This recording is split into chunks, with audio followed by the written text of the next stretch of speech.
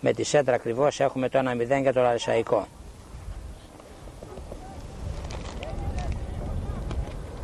Ο Λαρισαϊκός επιμένει με τον Βασίλη του Σκαβάρα.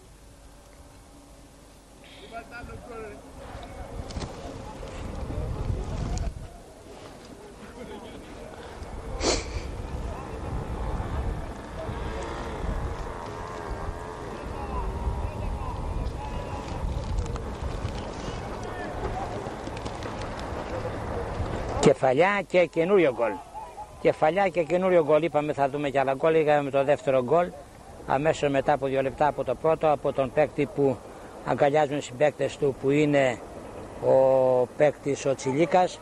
Βλέπουμε τον Τσιλίκα λοιπόν, το συγγνώμη και πάλι, δεν είδαμε τον πρώτο γκολ, είδαμε το δεύτερο του Τσιλίκα με την ωραία κεφαλά που ξεγέλασε τον τερματοφύλακα τον Χολέβα και έκανε το 2-0.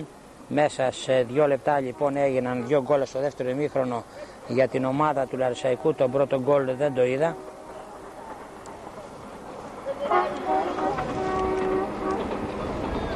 «2-0 ο Λαρισαϊκός, που έπαιζε οπωσδήποτε στο πρώτο ημίχρονο καλύτερα, είχε την υπεροχή, κράταγε το 0-0 ο άφοβος.